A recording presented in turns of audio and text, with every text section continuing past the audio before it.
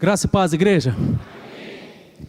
Irmãos, eu peço que os irmãos abram a palavra do Senhor em Romanos, portanto, Romanos capítulo 1, versículo 17. Assim diz a palavra do Senhor: porque nele se descobre a justiça de Deus, de fé em fé, como está escrito, mas o justo viverá da fé. Grave essa frase no seu coração. Como está escrito, mas o justo viverá da fé. Como o pastor Rui já citou, nós comemoramos agora no dia 31 a Reforma Protestante. Fazem 500 anos, 5 séculos, que a Reforma Protestante ocorreu.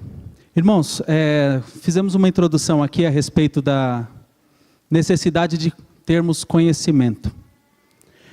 É muito interessante que a palavra declara que as portas do inferno não prevalecerão contra a igreja de Jesus Cristo. Portanto, o inferno não tem poder para derrotar a igreja. O homem, com todo o seu conhecimento, com toda a sua lábia, com toda a sua astúcia, não existe um homem capaz de derrubar a igreja de Jesus Cristo. Porque quando se levanta um homem falando heresia, ele é combatido com a palavra de Deus, ele cai e a igreja permanece. Mas existe uma coisa que destrói a igreja, segundo Oséias: a falta de conhecimento. A falta de conhecimento. E o diabo, sabendo disso, irmãos, semeou no coração de muitas pessoas, e por muitos anos, a nossa igreja contemporânea achou que não era necessário haver conhecimento. Achou que não era necessário haver conhecimento. Que as pessoas elas tinham que pegar os microfones nos púlpitos e falar aquilo que vinha à sua cabeça, porque nos evangelhos dizem que você não deve se preocupar com o que você deve dizer. Quando estiver diante deles, que o Senhor vai ministrar ao seu coração o que você deve dizer. Com isso, algumas pessoas, entendendo erradamente o texto, não se preparavam. Não se preparam, o povo fica pobre de conhecimento. E depois nós nos questionamos, por que a igreja ela passa por problemas, por que as pessoas passam por dificuldades? Porque falta conhecimento bíblico. Graças a Deus nós temos sido ensinados a atentarmos para a palavra de Deus. Assim como Josué diz, Josué 1,8 diz: medita nela dia e noite, para saber o que você deve fazer. Nós somos ensinados isso. E assim como o pastor introduziu, nós vamos tratar hoje a respeito do que foi a Reforma Protestante. É importante você saber, é importante você conhecer o que originou a Reforma, por que ela foi necessária. E nós vamos ter uma segunda parte no fundamento teológico dela, no fundamento bíblico que fundamentou a Reforma. Amém? Abra o seu coração, deixe o Espírito Santo falar com você. Não vamos nos atentar a muitas datas, muitas informações históricas. Vamos fazer uma abordagem bem básica, para que você possa entender e ser edificado. A primeira coisa que a gente precisa aprender para entender a Reforma Protestante é ter bem firme o que significa reforma. O que é reforma? Dar forma novamente. Nós reformamos aquilo que tinha uma forma original, uma forma perfeita, e perdeu essa forma, por um ou outro motivo. Então nós passamos por um processo de reforma, voltar à sua forma original. E a Reforma Protestante, ela tinha como objeto de reforma a igreja de Jesus. Porque Jesus, perfeito como é, ensinou os seus apóstolos, ensinou o povo, e quando foi aos céus não nos deixou sozinhos, deixou o seu Santo Espírito. E a igreja ela estava firmada naquilo que ele ensinou. Nós podemos apontar algumas coisas que a igreja tinha. A igreja que Jesus deixou, ela estava fundamentada na doutrina dos apóstolos. Atos 2 diz isso. E eles perseveravam na doutrina dos apóstolos, na comunhão, no partir do pão, nas orações. A doutrina que os apóstolos aprenderam nos 3 anos caminhando com Jesus, veio aos seus corações e eles ensinavam ao povo, eles lideravam o povo, ensinando a eles essas doutrinas, essa doutrina santa que Jesus deixou. Depois que Jesus se foi e deixou o seu Santo Espírito, um tempo depois nós tivemos a conversão de Paulo, está descrito em Atos 9. Paulo conhecia Jesus, mas apenas de ouvir falar, ele era um religioso, mas extremamente inteligente, e Deus tinha um plano para isso. Quando o salvou, ele sentou com os apóstolos, ele sentou com Pedro para tirar dúvidas, para aprender mais sobre Jesus, e Deus o usou para fazer uma obra grandiosa. Mais da metade do Novo Testamento foi escrito por Paulo, com suas cartas para as igrejas, e suas obras missionárias, suas 3 viagens missionárias expandiram a igreja de Jerusalém e alcançaram todo o império que governava na época. Então a igreja, ela tinha a sua base teológica nas cartas de Paulo. As cartas de Paulo diziam o quê? Que a salvação é pela graça, pela fé em Jesus Cristo. Tinham ordenanças a respeito do culto, tinham ordenanças a respeito da igreja.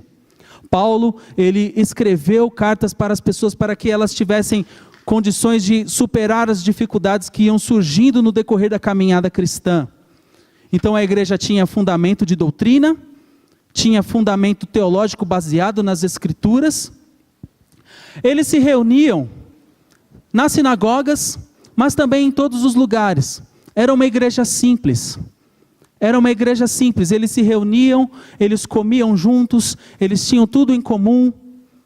Então eles não tinham aquele objetivo de construir templos suntuosos e de serem conhecidos pelas pessoas. Eles eram conhecidos pelas boas obras que surgiam entre eles.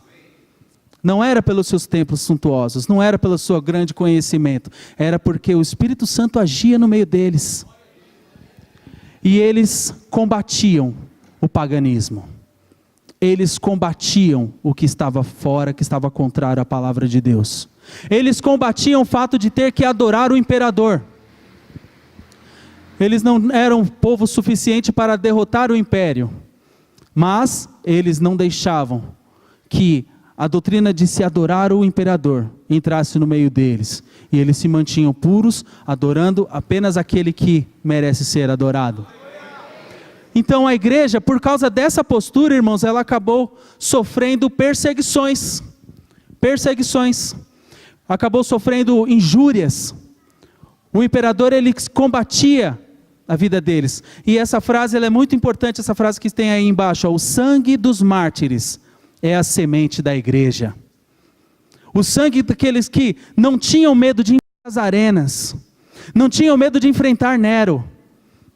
O imperador, naquela época, eles não tinham medo de enfrentá-lo, não tinham medo de manter Jesus à sua frente. Eles não negavam a Jesus Cristo. E eles derramavam seu sangue ali. Muitas pessoas derramaram seu sangue ali, mas a igreja não morreu. A igreja permaneceu firme. E nisso, irmãos, foram os 3 primeiros séculos, depois que Jesus venceu na cruz do Calvário. 3 séculos, a igreja se manteve firme, pura, se manteve no caminho certo. Mas começou a acontecer algumas coisas que deformaram a igreja. Infelizmente, no início do século IV, Constantino, imperador romano, ele via a situação que estava acontecendo, uma religião desconhecida para eles, que crescia, que fazia com que as pessoas tivessem essa fé, essa convicção de não se curvarem diante deles. Então Constantino, ele colocou em seu coração: eu vou colocar essa religião ao meu lado, vou transformá-la na religião oficial do império. Constantino divulgou um sonho, no qual ele disse que Jesus Cristo, em forma de homem, estava ao lado dele e dava vitória sobre os inimigos. Num sonho. E foi com esse argumento que ele convenceu todo o Senado romano a tornar o cristianismo religião oficial do império. E a primeira atitude que ele tomou foi somar Estado e igreja. Ele disse: eu sou o responsável, a partir de hoje, pelo cristianismo no mundo. Eu sou responsável pelo cristianismo e pelo Império Romano. igreja e Estado é uma combinação que não dá muito certo. A primeira coisa que ele começou a fazer foi a introduzir paganismo na igreja. Por quê? Porque o Império Romano governava muitos povos diferentes, irmãos. Muitos povos diferentes. Muitos deles tinham vários deuses. Muitos deles adoravam várias divindades. Então, o que o governo romano fazia para manter as coisas no seu controle? Ele somava, ele maquiava aquilo que ele queria impor com a cultura local. Então, para ele falar que a partir daquele momento o cristianismo seria a religião, ele não podia chegar e falar assim: a partir de hoje você vai adorar a Cristo. Cristo é uma figura de outro Deus. Cristo é uma figura de outro Deus que você já conhece. Então, os povos teriam mais facilidade de incorporar essa religião para eles. Por isso, a igreja começou a sofrer paganismo, começou a sofrer influência do paganismo. Século 7, se fosse passando os tempos, irmãos, e a cada vez mais a igreja foi se corrompendo, foi juntando escórias. No século 7, outro imperador, o imperador Focas, instituiu o papado. Ele achou uma estratégia diferente. Ele pegou o bispo de Roma e falou: a partir de hoje o bispo de Roma é o responsável pela igreja cristã do mundo. Mas isso, irmãos, não era apenas para separar a igreja do Estado, é para que ele pudesse fazer as coisas de forma encoberta. Ele influenciava apenas um homem, e esse homem influenciava a todos. Isso nós estamos falando da igreja de Jesus, da única igreja cristã oficial que existia no mundo na época. Começaram a ser adotadas pela igreja, irmãos, vários tipos de coisas terríveis. Aqui eu apontei apenas algumas delas, mas são muitas coisas terríveis que começaram a macular a igreja de Cristo. Foi adotada a canonização. Pegaram os apóstolos, a figura do que eles representavam, e pessoas influentes, pessoas cujas suas atitudes influenciavam as pessoas e tornaram-os santos. Lembra que nós já falamos que eles pegavam as religiões politeístas, que adoravam vários deuses, e fizeram figuras. Lembra o que ocorreu em Atos dos Apóstolos, quando Paulo chegou no Areópago e eles quiseram dizer que ele era Marte, e que Silas era Júpiter, isso. E adoraram a eles como eles fossem deuses romanos. E eles começaram a fazer isso constantemente, com todos os homens destacados que haviam influenciado a igreja, eles começaram a adotá-los como santos. E os povos não buscavam mais a Jesus Cristo somente. Eles se deturparam, eles começaram a buscar outros, sendo que o único caminho que leva a Deus é Jesus Cristo.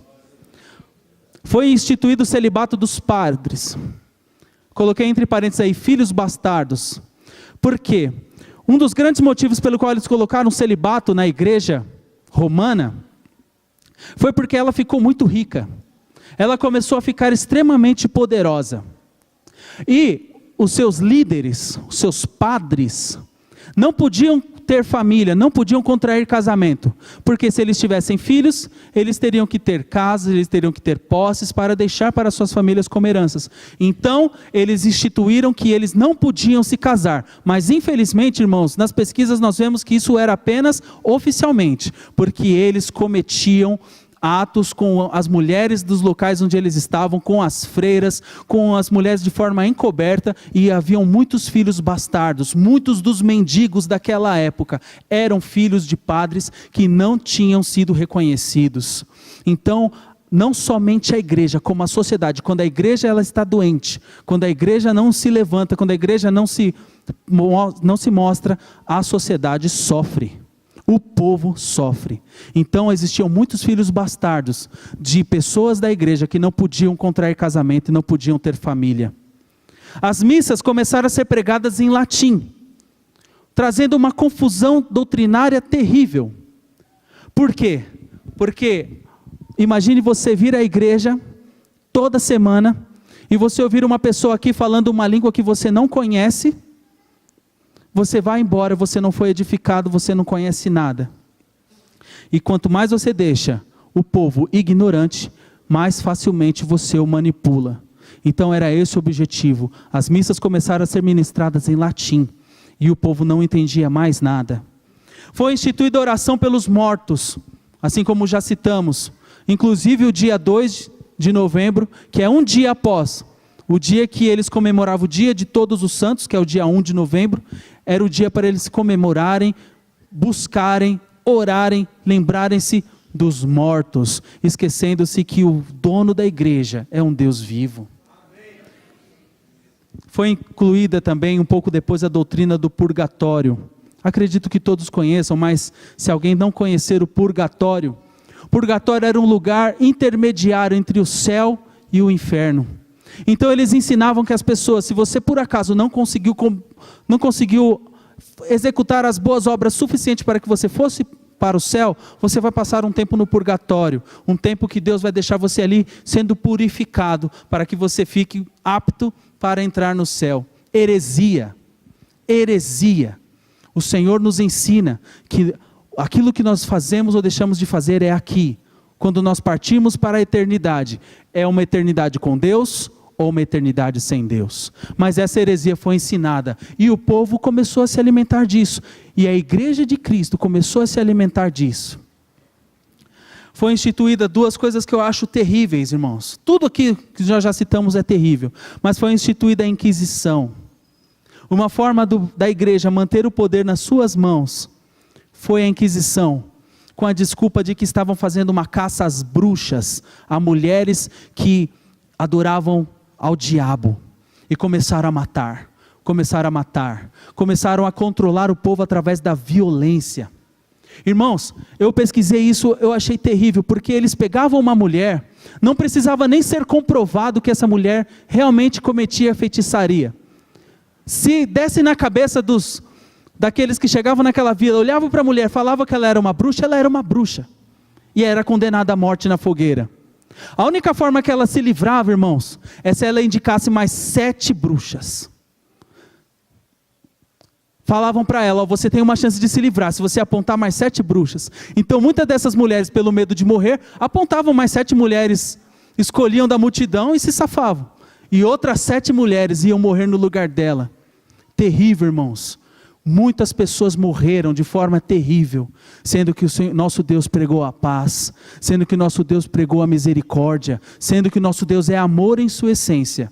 Muitas pessoas morreram nas mãos da igreja que se professava igreja cristã. E havia também um apoio a repressões políticas violentas e à escravidão. Os reis, eles buscavam o apoio do Papa, que havia sido instituído lá no século VII, eles buscavam o apoio do Papa e compravam esse apoio, descaradamente. Chegavam e falavam assim, olha, eu te dou essa quantidade de dinheiro para você apoiar a minha campanha contra aquele rei. Se aquele rei chegasse e oferecesse mais dinheiro, o Papa passava a apoiar aquele e não este. Era uma briga terrível. Então muitas guerras foram financiadas, muitas guerras tiveram o apoio da igreja romana, dessa forma. E até mesmo a escravidão, irmãos. O rei de Portugal, idos de 1400, ele chegou no Papa e pediu autorização para começar a escravizar os povos africanos. E o Papa escreveu uma bula papal, eram cartas na qual ele escrevia sua vontade, escrevia suas diretrizes, dizendo que os africanos não tinham alma, podiam ser escravizados, podiam ser comercializados. Isso, Igreja de Jesus Cristo. Terrível, irmãos, o que a falta de conhecimento provoca? Porque uma das suas primeiras atitudes foi tirar a Bíblia. Nós citamos aí, as missas eram citadas em latim, eles não tinham conhecimento. E o povo que não tem conhecimento é destruído, perece. Sim, apoiava os senhores feudais, todo mundo que tinha mais dinheiro tinha o apoio da igreja. Todo mundo por isso que a igreja era uma instituição tão rica. Passava-se muito dinheiro na mão dela, para apoiar, para determinar as coisas que eram de interesse dos ricos, dos reis, dos senhores feudais. Essa época da Inquisição, foi a partir do século XII até o século XVI, foi conhecido como a Idade das Trevas. idade das trevas, uma época em que o mundo foi assolado por pestes, uma época em que o mundo não evoluía, não crescia, não prosperava. Por quê? Porque não havia luz, não havia a pregação genuína do Evangelho. Em massa, porque existiam, graças a Deus, ele sempre tem um remanescente. Graças a Deus ele sempre tem um remanescente, infelizmente muito pequeno para produzir algum tipo de influência naquela situação, em todos aqueles séculos que se passaram. Mas existiam algumas pessoas. Nós conhecemos aqui os pré-reformadores, irmãos. Pré-reformadores, pessoas a quem Deus já começou a incutir nos seus corações o desejo de buscar a verdade. E essas pessoas começaram a influenciar, mesmo que de forma pequena, alguns grupos. Então a Igreja de Jesus Cristo ainda mantinha um pequeno núcleo puro, diante de toda essa situação barbárica que nós vimos. Aponto apenas 2, mas existiam muitos outros em vários países. Mas aqui apenas para nós conhecermos, aponto John Wycliffe. John Wycliffe, ele era um professor, ele dava aulas na Universidade de Oxford, na Inglaterra. E ele, conhecedor das Escrituras, era participante do clero, só que ele estudou a palavra e teve uma revelação diferente daquilo que o Papa estava ensinando. E em suas aulas, ele ministrava a verdade. Em suas aulas, ele ministrava a verdade, influenciando jovens que seriam influentes depois. Claro que quando a igreja descobriu isso, o reprimiu. Ele, muito idoso, acabou sendo tirado dali da universidade, e quando ele faleceu, a igreja queimou os seus restos mortais, jogou num rio, para que ninguém mais conhecesse, para que ninguém mais se lembrasse. Mas ele influenciou algumas pessoas. Um deles foi este homem, Jan Hus. Existem alguns filmes a respeito dele, irmãos. Eu fui muito edificado conhecendo a vida de Jan Hus.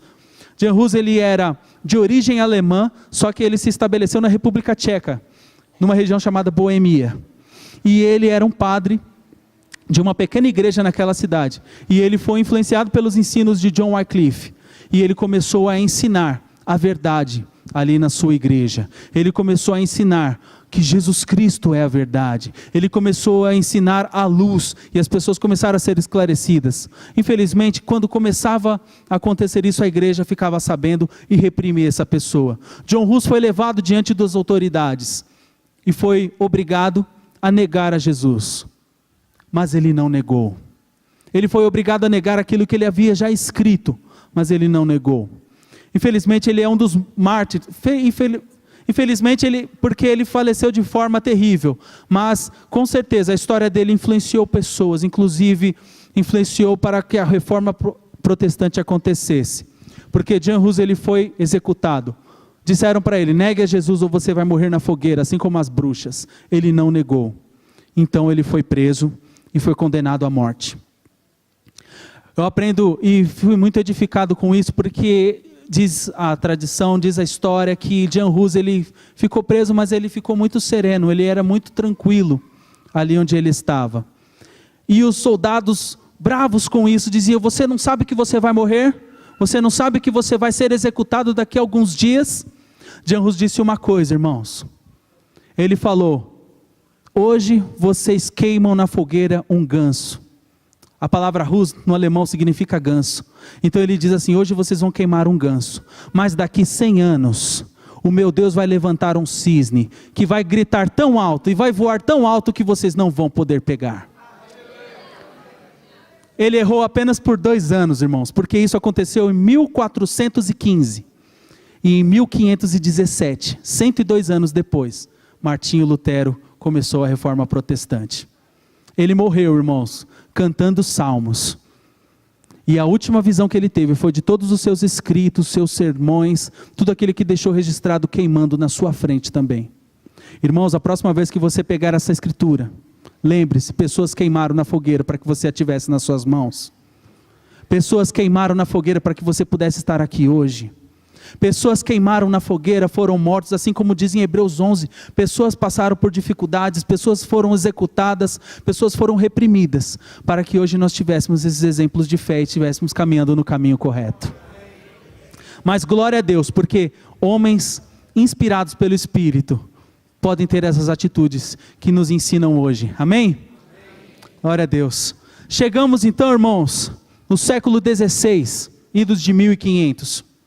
E aí aconteceu a gota d'água para que acontecesse a reforma protestante. O Papa da época, chamado Leão X, ele queria construir a Basílica de São Pedro. Uma construção que ia elevar o nome da Igreja Católica Romana às alturas. Seria uma construção mais suntuosa de toda a Europa. E mesmo sendo o homem mais rico da história, daquela região, sendo o homem mais rico do mundo todo, ele não queria mexer no seu próprio dinheiro. Então ele instituiu para o povo a venda de indulgências. O que era indulgências, irmãos? Era uma folha com um selo do Papa, escrito um texto já pré-determinado com um espacinho para colocar o nome, mais ou menos assim: a partir da posse deste documento, o João não tem mais lugar no inferno ou no purgatório, tem passagem direta para o paraíso. Era isso que era vendido. Então imagine o que os pobres pensaram: não temos mais escapatória. Os ricos podiam pagar por si, eu pagava para mim, para minha esposa, para o meu filho, para os meus pais, para os meus irmãos. Os ricos podiam, e os pobres ficaram desesperados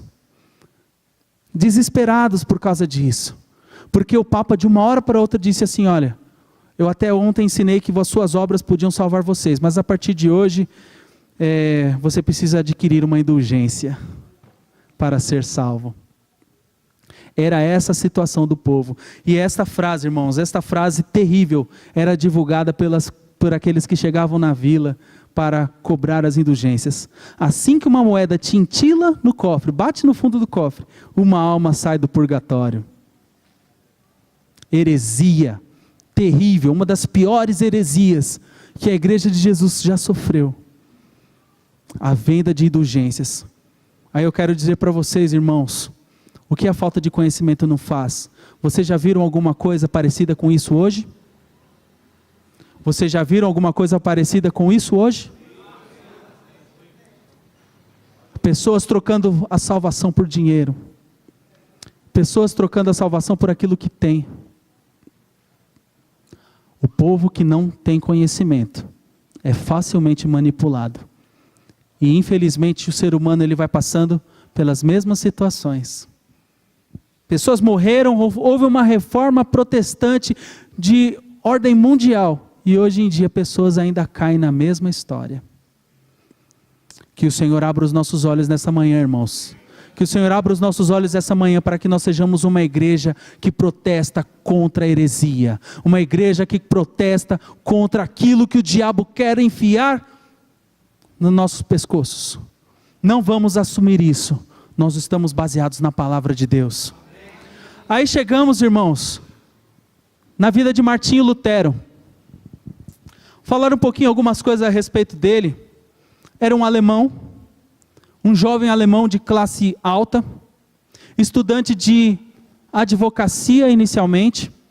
Aí diz a história que um dia ele estava andando a cavalo sozinho numa floresta e começou uma grande tempestade que o derrubou. E o cavalo fugiu. E ele, com muito medo, na noite escura, na chuva, sem saber para onde ir, ele clamou: Deus, se o Senhor me tirar daqui, eu vou dedicar a minha vida à obra da igreja, vou me tornar um monge. Deus o ajudou. Ele saiu dali daquela floresta. Ele abandonou seus estudos de direito e começou a estudar teologia nas igrejas. Ele começou a se preparar para se tornar um padre. Se formado, ainda jovem, ele foi para uma cidade chamada Wittenberg. E lá ele se tornou o pároco da pequena igreja ali daquele lugar e professor de teologia. Ele era um homem de uma didática muito boa, irmãos, porque as suas aulas eram muito concorridas. Diz que ele dava as suas aulas com as janelas abertas e o povo se juntava nas janelas, apenas para ouvi-lo falar. Ele tinha muito conhecimento das Escrituras, mas ele tinha o conhecimento das Escrituras sem a revelação do Espírito Santo, porque Lutero era um homem medroso, era um homem revoltado, ele não entendia a salvação. Para ele Deus era um ser carrasco, para ele Deus era um ser inalcançável. Então ele ensinava, mas não entendia de Deus. Um dia ele teve a oportunidade de estar numa biblioteca. E nessa época a Bíblia era totalmente negada até para algumas pessoas do clero. Só pessoas do alto clero, pessoas altas da igreja tinham acesso à Bíblia. Mas ele, como homem letrado que era, estava numa biblioteca e essa biblioteca tinha um exemplar de uma Bíblia em latim, empoeirada, largada numa mesa num canto. Ele sentou ali naquela mesa, abriu a Bíblia e passou a ler.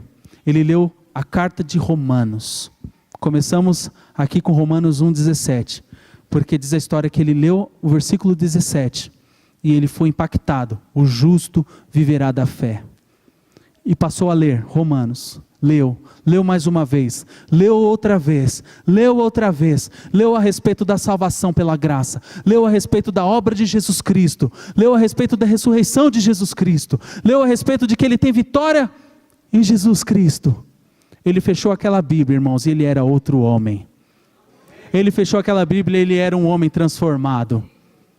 Então, irmãos, ele ficou recluso e escreveu algumas frases que combatiam aquilo que era herético, combatiam, por exemplo, a venda de indulgências, combatiam, por exemplo, o fato das pessoas terem que se confessar a um padre para serem salvos, para serem libertos do pecado.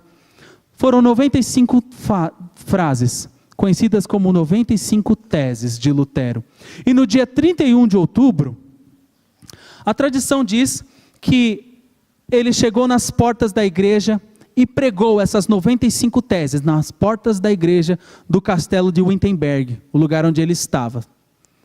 Eu digo a tradição porque alguns estudos dizem que ele não necessariamente pregou essas teses nas portas. Ele pegou essas teses, escreveu cartas com elas e mandou para algumas pessoas do conhecimento dele. Mas não é herético nós dizermos que ele colocou nas portas. Por quê? Porque as portas das igrejas na época eram como grandes murais. Se você queria divulgar alguma notícia importante, você pregava nas portas da igreja, que todo o povo tinha acesso. Então, ali ele estava convocando o alto clero para uma discussão. Inicialmente, irmãos, Lutero não tinha a intenção de acabar com a igreja católica romana. Ele não tinha perdido totalmente o respeito pelo Papa. Ele queria ajudar a reformar. Ele queria que ela se desviasse do caminho errado e assumisse os trilhos corretos. Tanto que ele escreveu uma dessas cartas endereçadas justamente ao Papa. Porque ele pensava que o Papa nem tinha conhecimento de tudo aquilo que os padres vinham ensinando nas pequenas vilas. Ele estava totalmente enganado, porque isso partia dos cabeças da igreja, isso partia do próprio Papa. Mas ele escreveu essas teses e convocou as pessoas para a discussão. Os altos teólogos, mas eles não deram ouvidos para Lutero. Lutero esperou por cerca de 1 ano, não foi ouvido. Ele falou: quer saber? Vou começar a ensinar o povo. Já que isso não parte dos padres, vamos começar a ensinar a verdade para o povo. E ele passou, irmãos, suas ministrações na igreja e suas aulas começaram a ser cheias da palavra de Deus. Ele começou a ensinar as pessoas. E a pessoa que está em trevas, como diz em Mateus, o povo que estava em trevas viu uma grande luz. Quando você prega a verdade, irmãos, quando você abre a sua boca e prega a Cristo, quando você abre a sua boca e prega as Escrituras Sagradas, você pode ter certeza que a luz vai raiar. Não ensine, irmãos, vamos falar isso algumas vezes hoje, irmãos, não ensine denominação, não ensine apenas pensamentos de homens. Foque em Cristo, ensine a Cristo, ensine a palavra, porque ela é a luz do Evangelho. Então, irmãos, ele começou a pregar o Evangelho e as pessoas começaram a ser iluminadas. E assim como os pré-reformadores, ele começou a chamar a atenção. Aí o alto clero e os teólogos começaram a olhar para ele e viram: esse homem está fazendo coisas erradas, esse homem está acabando com os nossos ensinos. Então ele foi convocado a depor. Ele foi convocado a depor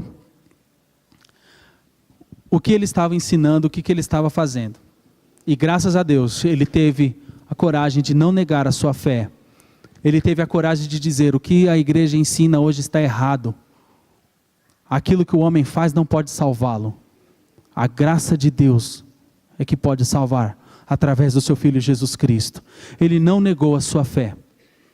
Eles o soltaram de primeira vez, mas ele estava extremamente ameaçado, porque além da igreja, os nobres estavam contra ele. Então ele acabou sendo ameaçado por todos os lados. Quando ele estava a caminho de volta para a Alemanha, quando ele estava de volta para a sua cidade, ele foi cercado por 5 homens encapuzados, que o prenderam e o levaram para um castelo retirado. Não se preocupe, porque isso era propósito de Deus. Ele estava sendo sequestrado para que diante dos homens ele sumisse, mas ele estava sendo sequestrado por um grande amigo dele, chamado Frederico III, que havia entendido a mensagem do Evangelho, e fez isso para que ele pudesse ficar escondido dos seus inimigos. Lá nesse castelo, ele deixou sua barba crescer, deixou seus cabelos crescerem, e começou a ser chamado pelos outros de Cavaleiro Jorge, para que ninguém soubesse que ele era Martinho Lutero.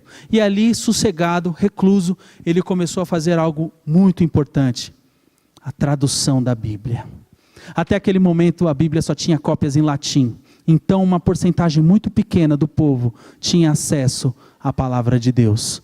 E a primeira coisa que ele colocou no seu coração: o povo precisa conhecer a verdade. E isso não é privilégio apenas do clero. Isso é a palavra de Deus manifestada a todos os homens. Então ele começou a traduzir a palavra. Em apenas 3 meses ele traduziu para o alemão o Novo Testamento inteiro. E esse Novo Testamento começou a ser divulgado entre as pessoas. Irmãos, a influência de Lutero foi muito grande, porque inclusive a língua pela qual ele escreveu o Novo Testamento ali, acabou se tornando a língua oficial da Alemanha. A Alemanha eram vários povos separados, e eles acabaram sendo unificados através da mensagem da palavra de Deus, traduzida por Lutero. O povo que busca o Senhor, o povo que entende a palavra de Deus, coloca o Senhor diante de si, começa a prosperar.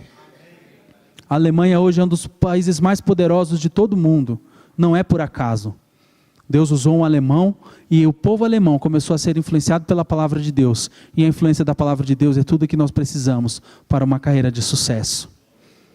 Irmãos, após Lutero, e ao mesmo tempo que Lutero estava fazendo tudo isso, o Senhor, ele trabalhou no coração de várias pessoas, porque ninguém faz nada sozinho. Nós somos um corpo. Os nossos líderes são fortes e a igreja é forte ao lado dele. A igreja é fortalecida se tem líderes fortes. Então o Senhor começou a trazer ao coração de alguns homens, ali naquele tempo, a continuidade dos trabalhos de Lutero. Um deles foi Ulrich Zwinglio. Ele era um suíço, também muito rico, também participante do clero, porém ele não era padre, mas ele conheceu a mensagem que Lutero começou a ensinar. E ele foi salvo, ele conheceu as escrituras da forma correta e começou a ensinar. Ele não era uma pessoa eloquente para juntar as pessoas assim como um pastor, mas ele começou a ensinar as pessoas que estavam ao lado dele.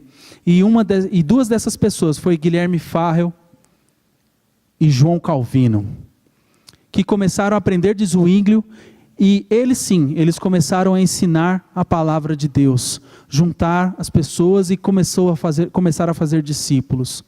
Não somente fazer discípulos ali na Suíça onde eles estavam. João Calvino era francês, ele começou a preparar pessoas de língua francesa e mandá-los de volta para a França, para que pudessem ensinar. E João Calvino, muito inteligente, um homem muito usado por Deus, até tentou desistir durante a sua caminhada, mas o seu amigo Guilherme Farel estava ao lado dele, e ele começou a Universidade de Genebra.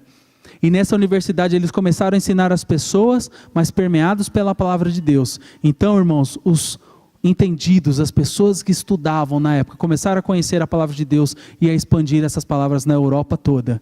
A Holanda começou a ser influenciada, todos os países começaram a ter essa influência, inclusive John Knox, que era inglês.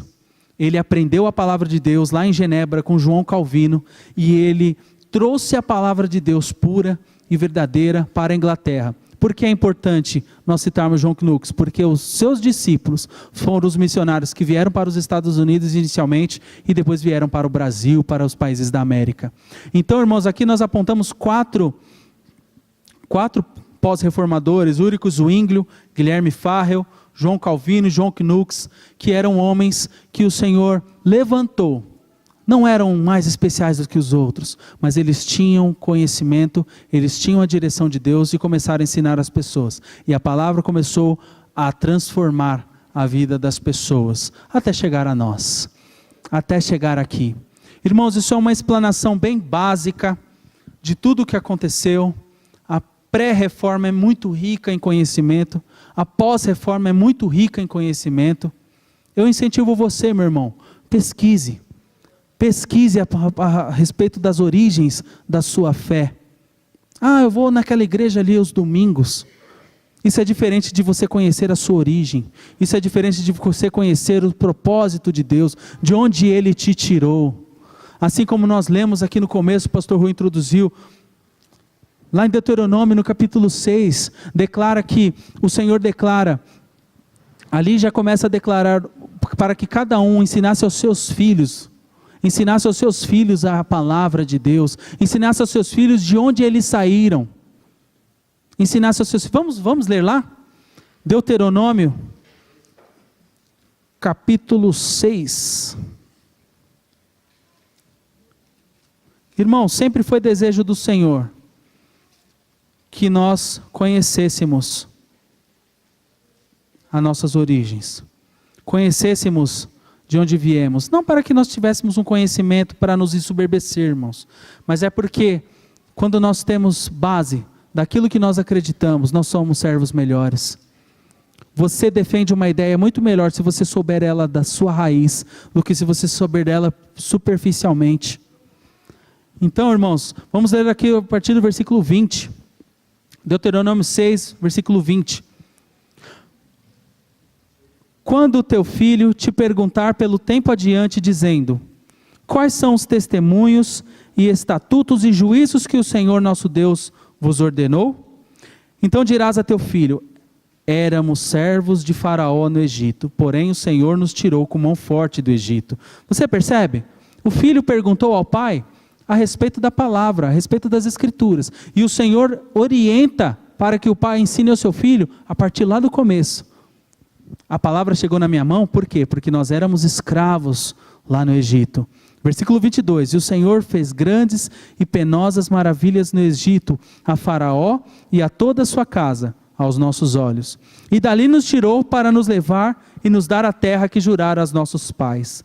E o Senhor nos ordenou que fizéssemos todos estes estatutos, para temermos ao Senhor nosso Deus, para o nosso perpétuo bem, para nos guardar em vida, como no dia de hoje.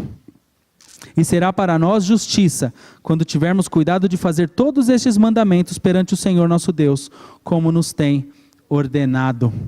Então, não fale simplesmente da palavra, fale de onde ela se originou. Então, irmãos, isso é importante. Somos um povo, infelizmente, que não é orientado a conhecer sua história. Muitas vezes as aulas de história nas escolas públicas, elas são as aulas que as pessoas menos gostam. As pessoas não gostam muito de conhecer as histórias, suas origens, e isso é uma pena, irmãos, porque isso é benefício para nós. O conhecimento é benefício para nós. Como eu disse, você defende uma ideia muito melhor se você tiver convicção dela desde a sua origem, do que se você conhecer ela superficialmente. Então, irmãos, esta foi a reforma protestante, de forma básica, esta foi a reforma protestante, um contexto histórico. Mas agora eu quero, irmãos, junto com vocês, que nós conheçamos um pouco do conteúdo bíblico da reforma. Foram muitos anos, irmãos, foram muitos anos em que o povo foi castigado, cheio de heresias. Foram muitos anos em que o povo não teve acesso à palavra de Deus. Então estes homens que nós vimos, eles tinham que ter uma estratégia do Senhor, para ensinar as pessoas de uma forma que elas entendessem. E o Senhor deu essa fórmula, o Senhor deu essas condições. Então eles sintetizaram essas ideias divulgadas nas 95 teses de Lutero. Eles sintetizaram as institutas de Calvino, que eram os ensinos que Calvino escreveu também para ensinar. Todas elas foram sintetizadas em 5 frases. 5 frases simples, que o povo podia entender, podia aprender, e nós vamos vê-las agora. São essas, os 5 solas da reforma protestante.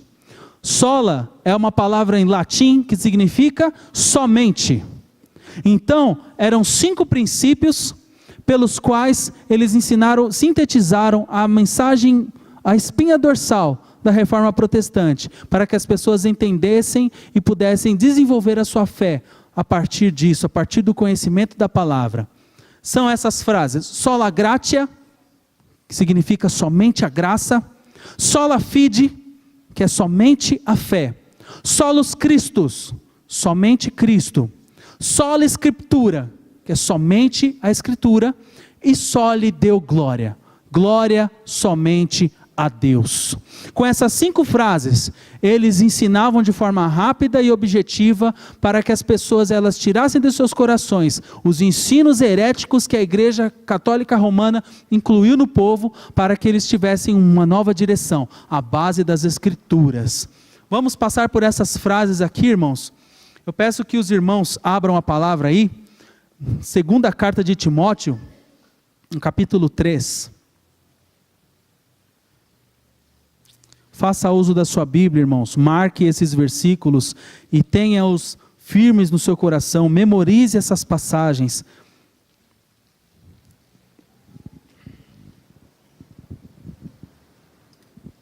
Sintetizei aqui em um versículo, uma citação de Jesus Cristo, a respeito da frase somente a Escritura.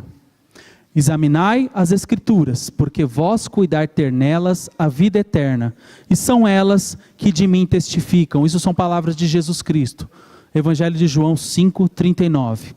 Mas nós vamos ler aqui a carta de Paulo ao Timóteo, a segunda carta de Paulo ao Timóteo, capítulo 3, versículo 14. Todos acharam? Amém.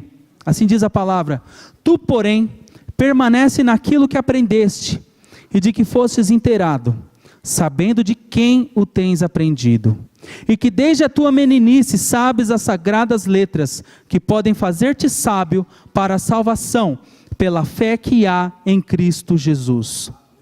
Toda a Escritura, divinamente inspirada, é proveitosa para ensinar, para redarguir, para corrigir, para instruir em justiça. Versículo 17, para que o homem de Deus seja perfeito e perfeitamente instruído para toda boa obra. Glória a Deus. Irmãos, a primeira frase que nós vamos aprender, vamos fixar nos nossos corações: somente a Escritura. Nós vimos na história que o Papa ele escrevia bulas papais, ele escrevia cartas nas quais ele colocava a teologia que vinha-lhe à cabeça, atendia os seus próprios propósitos para manipular o povo para seus próprios interesses. Então o povo se acostumou a ser ensinado por palavras que estavam fora da Bíblia. Eles se acostumaram a aprender coisas que estavam fora das Escrituras. Até mesmo os padres eram influenciados a ensinar coisas fora das Escrituras. Mas os reformadores disseram: não, somente a Escritura é inspirada por Deus. A nossa fé está baseada naquilo que a Escritura ensina. Aquilo que a Escritura diz que é pecado, é pecado. Aquilo que a Escritura diz que é morte, é morte. E aquilo que a Escritura diz que é vida, é vida. Somente a Escritura. Somente a Escritura contém os desejos de Deus. Somente a Escritura tem as direções de Deus ao povo. Somente a Escritura tem as palavras de Jesus puras e verdadeiras ao povo. O homem tentou macular a Bíblia. O homem tentou incluir livros heréticos para distorcer a mensagem, mas esses 66 livros, eles persistem por todos os anos, persistem. Eles foram escritos num período de 1400 anos, e todos os livros de Gênesis e Apocalipse concordam entre si, têm a mensagem central em Jesus Cristo. Por isso eles completam a Escritura Sagrada, e as nossas bases têm que ser somente nelas. Somente nelas.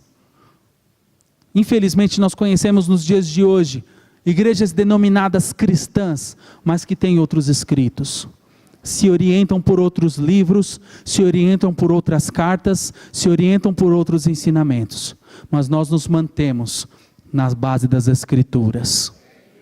Depois de toda essa revolução que a igreja não conseguiu reprimir, que a Igreja Católica não conseguiu reprimir, eles fizeram uma contra-reforma. Foi nessa fase de contra-reforma que eles incluíram os outros livros não canônicos no cânon das Escrituras, os livros apócrifos. Eles incluíram, e esses livros, irmãos, você que não leu, esses livros eles contêm mensagens que apoiam algumas das coisas que a Igreja Católica ensina.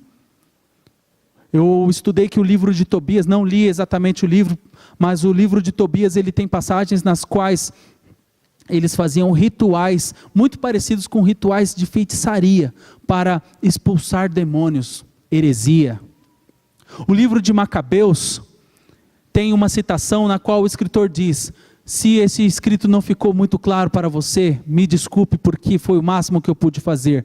Isso está contrário à palavra de Deus, porque a palavra de Deus não existe dúvidas. Na palavra de Deus não existe variação. A palavra de Deus é perfeita. A palavra de Deus tem uma só direção, que é Cristo. A palavra de Deus que edifica as nossas vidas. Então, irmãos, baseemos na palavra de Deus. Como já dissemos hoje, vamos nos encher da verdade. Vamos nos encher da verdade, porque se nós estivermos cheios da verdade, a mentira não vai nos enganar. E a verdade está aqui, nas Escrituras. Mateus 22, 29 diz o que? Errais não conhecendo as Escrituras, nem o poder de Deus. Não vamos cometer este erro, irmãos. Vamos basear as nossas vidas, a nossa fé, na Escritura Sagrada. Amém? Irmãos, vamos para outra frase. Somente a graça, porque a graça de Deus se há manifestado, trazendo salvação para todos os homens. Irmãos, eles ensinavam a graça, somente a graça, em contrapartida ao ensino herético de que as suas obras podiam te salvar.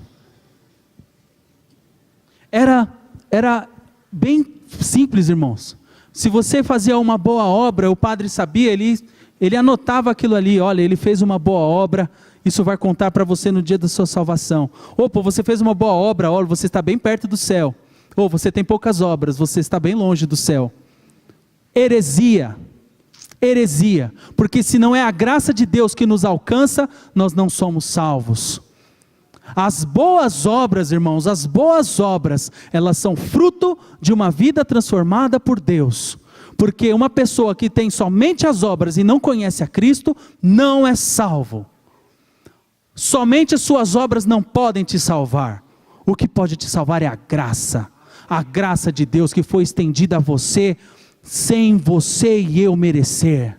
A graça de Deus que alcançou a cada um de nós, desde o pior pecador, assim como Paulo diz, eu sou o principal dos pecadores, alcançou tanto a ele como alcançou ao outro. A graça alcança a todos, a graça divina. As obras que o homem faz não podem salvá-lo. E isso está totalmente ligado, irmãos, com a fé, somente a fé. Concluímos, pois, que o homem é justificado pela fé, sem as obras da lei. Romanos 3, 28. É a fé que permite que você tenha acesso à graça de Deus. Conversando com um jovem que trabalha comigo, ele falou: olha, Luiz, eu conheço várias religiões, porque todos esses anos eu já passei por todas as religiões, e eu não consegui chegar naquela na qual eu pudesse me encontrar, naquela na qual eu pudesse encontrar a verdade. Eu falei para ele: você vai encontrar a verdade se você tiver fé naquilo que Jesus fez por você. Você vai conhecer a verdade se você exercer a sua fé. A palavra de Deus declara que a fé vem pelo ouvir a palavra de Deus. Vamos abrir, irmãos, para sintetizar isso nos nossos corações. Efésios 2. Carta de Paulo aos Efésios. Glória a Deus pela vida de Paulo, que se dispôs nas mãos do Senhor e escreveu as cartas nas quais nós conhecemos os fundamentos da nossa caminhada cristã. Ele escreveu inspirado por Deus, inspirado pelo Espírito Santo, e ele escreveu na carta aos Efésios, no capítulo 2, muito conhecida essa mensagem. Vamos ler do versículo 8 ao versículo 10, leia comigo, irmãos, fala em voz alta para gravar isso no seu coração.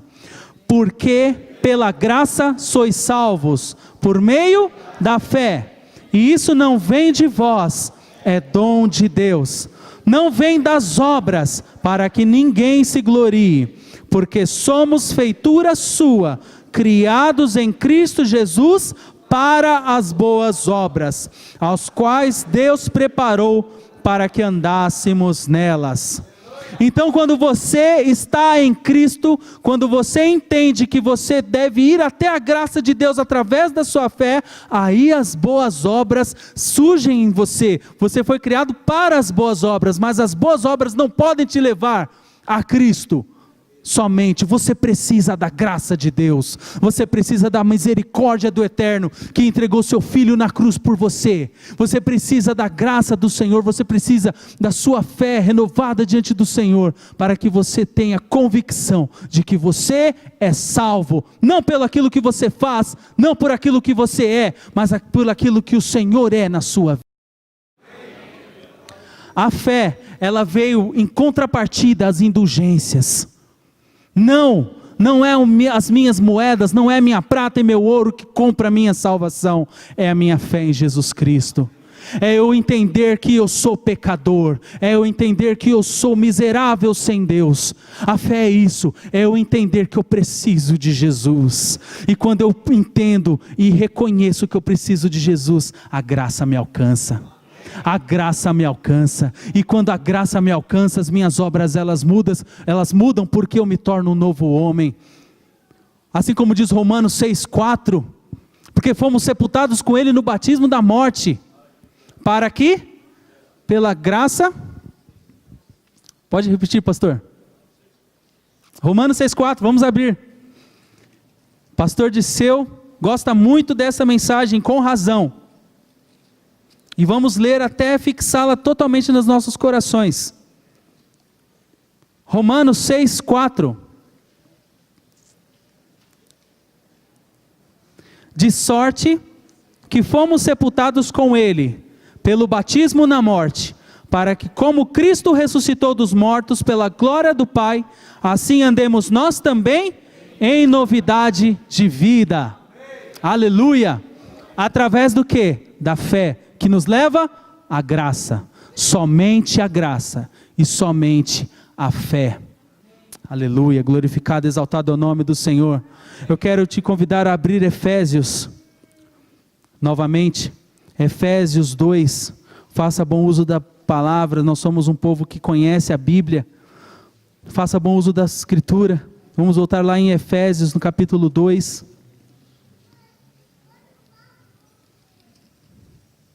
porque nós vamos falar agora de uma frase muito importante, em contrapartida aos santos que a igreja determinou, em contrapartida às pessoas comuns e simples que a igreja endeusou, em contrapartida contra os falsos deuses que a igreja ensinava, nós tomamos para nós que somente Cristo é o caminho correto, somente Cristo é o Senhor, porque há um só Deus e um só mediador entre Deus e os homens, Jesus Cristo, homem. 1 Timóteo 2,5. Somente Cristo pode salvar. Maria foi uma mulher de Deus, levantada para uma obra maravilhosa, mas ela é pecadora, necessita da graça de Deus, assim como eu e você. Ela não é mediadora de ninguém. Sabe por que Maria teve esse destaque todo na Igreja Católica Romana? Porque a maioria dos povos politeístas tinham uma figura masculina e uma figura feminina como figuras centrais da sua religião.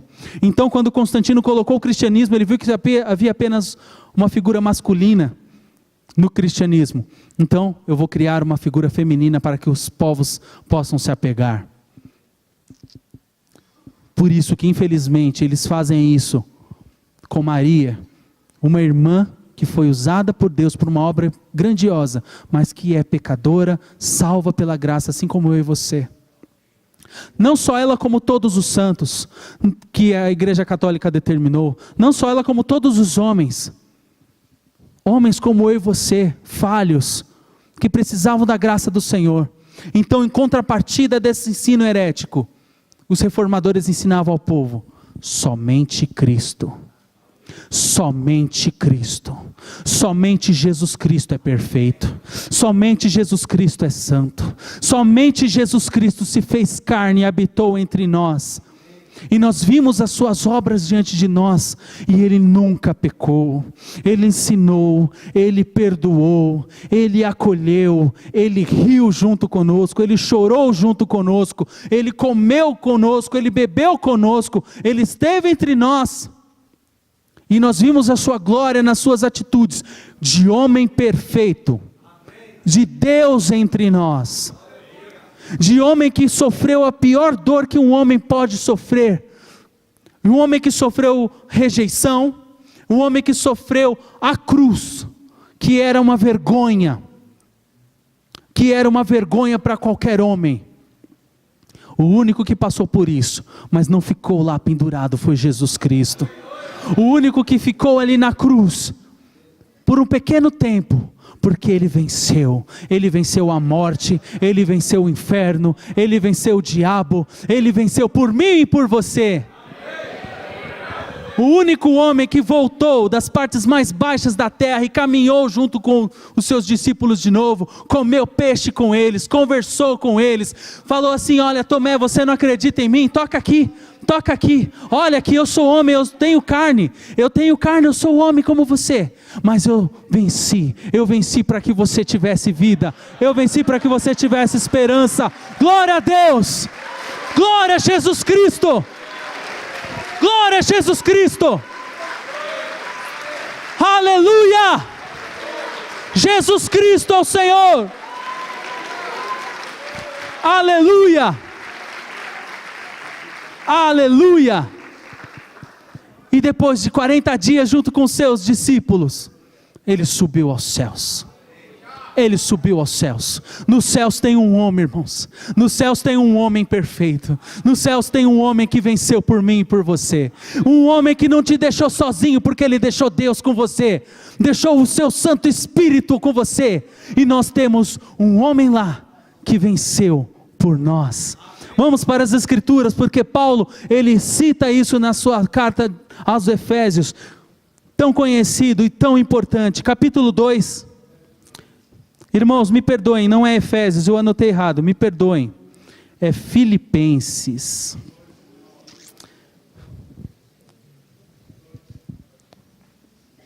me perdoem porque o vaso é de barro, a excelência do poder é de Cristo, amém?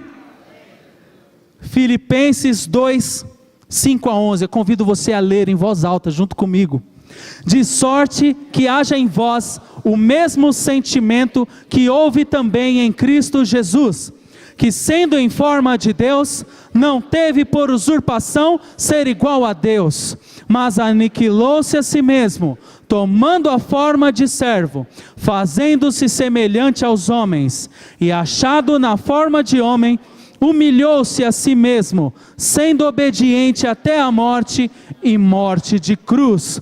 Pelo que também Deus o exaltou soberanamente e lhe deu o nome que está sobre todo o nome, para que ao nome de Jesus se dobre todo o joelho dos que estão nos céus, na terra e debaixo da terra, e toda língua confesse que Jesus Cristo é o Senhor, para a glória de Deus o Pai. Jesus Cristo é o Senhor, para a glória de Deus o Pai.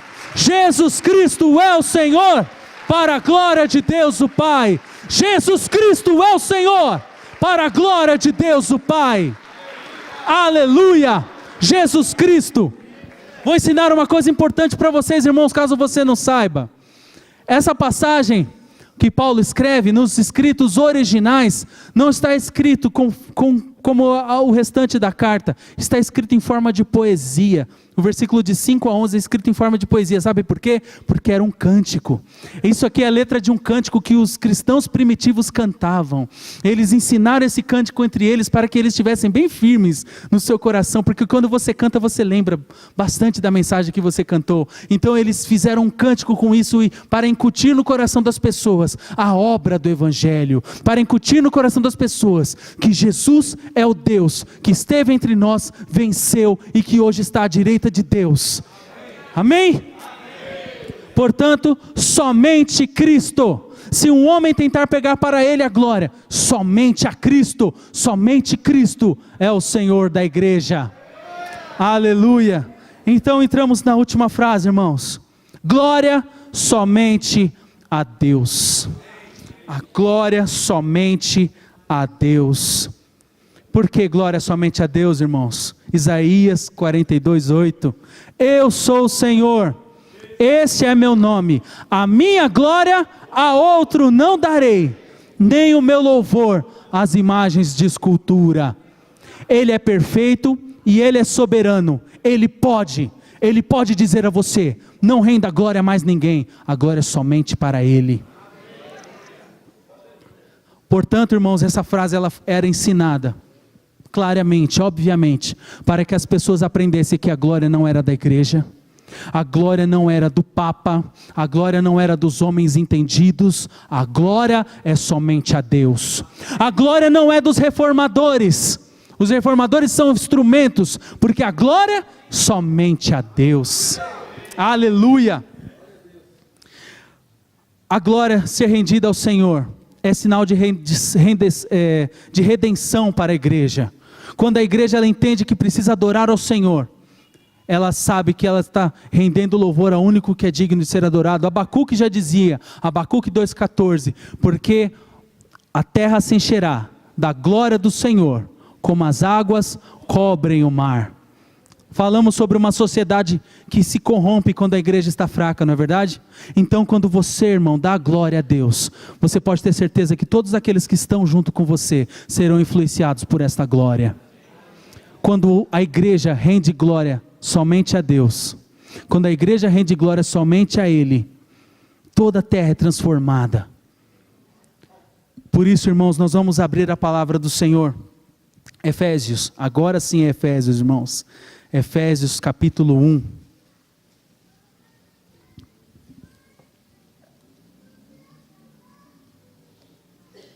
Efésios capítulo 1, versículo 3. Bendito o Deus e Pai de nosso Senhor Jesus Cristo, o qual nos abençoou com todas as bênçãos espirituais nos lugares celestiais em Cristo, como também nos elegeu nele antes da fundação do mundo, para que fôssemos santos e irrepreensíveis diante dele em amor, e nos predestinou para filhos de adoção por Jesus Cristo, aleluia, para si mesmo, segundo o beneplácito da sua vontade, para louvor e glória da sua graça, pela qual nos fez agradáveis a si, no amado. Nós fomos chamados e fomos salvos para a glória de Deus, para a glória do Senhor. É o versículo que colocamos aqui na carta de Romanos 11, versículo 36, porque dele, por ele e para ele são todas as coisas, glória pois a ele eternamente. Irmãos, se nós entendermos isso, nós somos potências nas mãos dele. Se nós entendermos que tudo veio dele, fazemos por ele, e nós fazemos por causa dele, tudo é dele, por ele e para ele.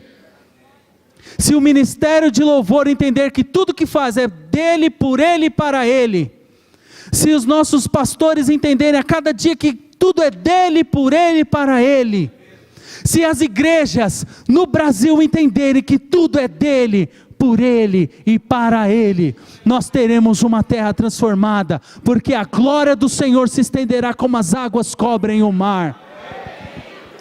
Façamos isso, irmãos, façamos isso. Vamos viver para a honra e glória do Senhor.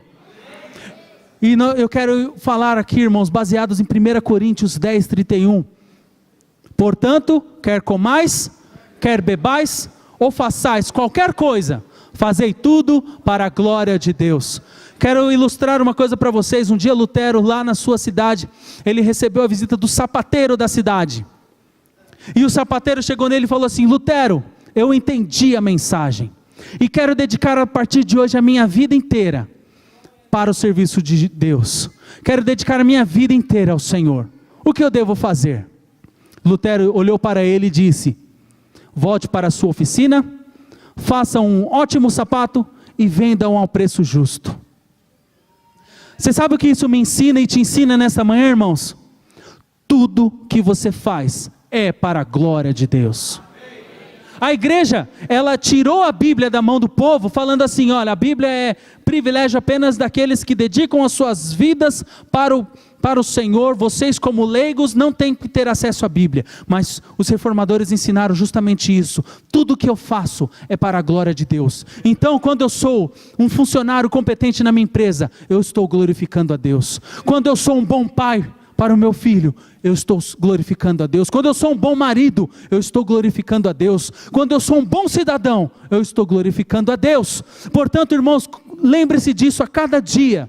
Não pense: quando eu estiver preparado, quando eu for separado para ser missionário, eu vou servir a Deus. Não, você serve a Deus hoje. Você serve a Deus agora. Você serve a Deus apoiando o seu líder. Você serve a Deus servindo bem no ministério no qual você está incluído. Você serve bem a Deus quando você abre a palavra e fala para alguém que não conhece a Cristo. Você está agindo para a glória de Deus 24 horas do seu dia. Não vamos nos esquecer dessa verdade, irmãos. Não vamos nos esquecer dessa verdade. A palavra de Deus declara em Efésios 4 que Ele deu uns para apóstolos, outros para profetas, outros para evangelistas, outros para os pastores e mestres, para o aperfeiçoamento dos santos. Então, você colocar no seu coração o desejo de servir a Deus é muito bom, mas saiba que você tem que começar a partir deste segundo.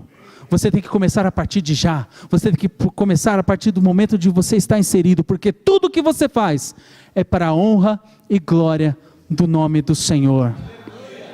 Amém? Portanto, irmãos, são essas 5 frases: só a graça, só a fé, só a Escritura, somente Cristo e só a Deus a glória. Os reformadores sintetizaram a mensagem do Evangelho nessas 5 frases e ensinaram. Então, irmãos, sugiro a você: se aprofunde nas Escrituras. Tenha bem firme no seu coração pelo menos essas 5 frases, mas com certeza não pare nelas. Se aprofunde nas Escrituras. Se aprofunde nas Escrituras, porque nelas estão as palavras de vida eterna. Se aprofunde nas Escrituras, porque nela está contida a salvação para a humanidade. Você quer influenciar positivamente o lugar onde você está? Você quer ser um cristão melhor? Adquire conhecimento. Conhecimento de Deus. Conhecimento do alto. Busque ao Senhor. A palavra de Deus declara: buscai ao Senhor enquanto se pode achar. Invocai-o enquanto está perto. Pode ser que um dia esta palavra não esteja nas tuas mãos. Pode ser que um dia você esteja numa situação na qual você tem apenas a direção do Espírito Santo, mas você tem que ter conhecimento. Você tem que conhecer a Deus. Você tem que conhecer a Deus. Você continua transformando o lugar onde você está. A reforma, irmãos, aconteceu há 500 anos atrás. Mas nós vemos que infelizmente o mundo jaz do maligno. Porque quantas heresias têm se levantado. Homens queimaram na fogueira. E mesmo assim, heresias têm se levantado. Mas eu e você que temos o privilégio de estar aqui, nessa manhã, conhecendo um pouco mais sobre essas palavras, nós podemos agir. Nós podemos agir diferente. Hoje e daqui para frente, nós podemos agir como protestantes, como reformados, como aqueles que não estão maculados pelo pecado, mas fomos reformados por Deus. Eu quero convidar você a ficar de pé neste momento.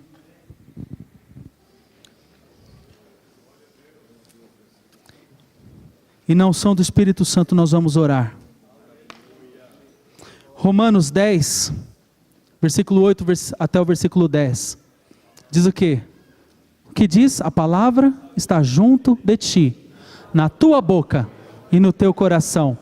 Esta é a palavra da fé que pregamos. Você continua? A saber, se com tua boca confessares ao Senhor Jesus, e em seu coração creres que Deus o ressuscitou dos mortos, serás salvo, visto que com o coração se crê para a justiça, e com a boca se faz confissão para a salvação. A palavra está junto de ti. Isso era o objetivo principal da reforma, irmãos, que a palavra estivesse junto de ti. Você tem acesso à Bíblia? Você tem acesso à Bíblia? Você tem a Bíblia no seu celular? Você tem acesso à Bíblia todos os dias? Use, faça uso dessa palavra, porque dela procede as saídas da vida. E a reforma não acabou, irmãos. Hoje, infelizmente, tem tanta heresia. O teólogo Augustus Nicodemos, ele disse que se Lutero vivesse nos dias de hoje, ele não saberia por onde começar, porque a igreja era apenas uma só. Então a reforma partiu de lá de dentro, de uma igreja só. Mas hoje, infelizmente, são tantas heresias sendo ensinadas em vários lugares. Mas eu e você conhecemos a verdade. Eu e você temos acesso à verdade. Então vamos lutar contra as heresias. Vamos lutar contra aquilo que Satanás quer incutir na cabeça do povo chamado povo de Deus. Porque essas pessoas estão sendo enganadas, mas os seus olhos podem ser abertos. Aquele que começou a boa obra em nós é fiel e justo para completá-la. Ele vai completá-la, em nome de Jesus. Senhor Deus, nós te agradecemos. Senhor Deus, nós te agradecemos pelo privilégio que tivemos, Senhor, de estar aqui diante de Ti, nesta hora, em que muitas pessoas estão sendo enganadas pelo seu coração, enganadas pelas mentiras que aprenderam, mas nós estamos aqui, como povo escolhido, como povo que foi alcançado pela mensagem do Evangelho, como povo que foi alcançado por Cristo, pela obra vicária de Cristo, pela obra suficiente de Cristo.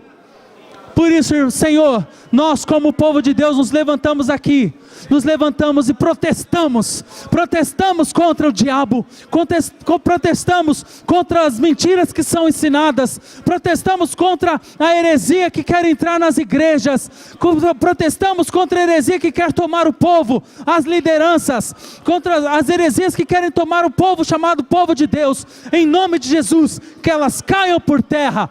Que elas caiam por terra. Nós não aceitamos. O Senhor diz na sua palavra que se o teu povo, que se chama por teu nome, orar, buscar, se converter dos seus maus caminhos, o Senhor ouvirá, o Senhor perdoará seus pecados e sarará a sua terra. E nós tomamos posse disso, porque isso está escrito na tua santa palavra. Em nome de Jesus, Senhor, os nossos parentes que estão cegos, os nossos próximos que estão cegos, sem a luz do Evangelho de Cristo, que eles sejam alcançados, por essa graça libertadora, por essa graça salvadora, por essa graça redentora. E em nome de Jesus, que a igreja de Cristo não seja maculada pelo pecado, que a igreja de Cristo não seja maculada pela morte, que a igreja de Cristo não entre na forma do mundo. Em nome de Jesus, na autoridade do nome do Senhor, eu abençoo os pastores aqui representados, os endereços aqui representados, o povo que se reúne em teu nome, Senhor. Somos um povo entendido, somos um povo que conhece a Deus, somos o povo que adora quem conhece a Jesus Cristo nosso Senhor. Portanto, nós tomamos posse, Senhor, e nós tomamos o nosso lugar no reino de Deus, de pessoas que dizem não ao pecado, pessoas que dizem não ao erro, e que dizem que Jesus Cristo é o Senhor, Jesus Cristo é o Senhor, Jesus Cristo é o Senhor, para a glória de Deus o Pai, aleluia!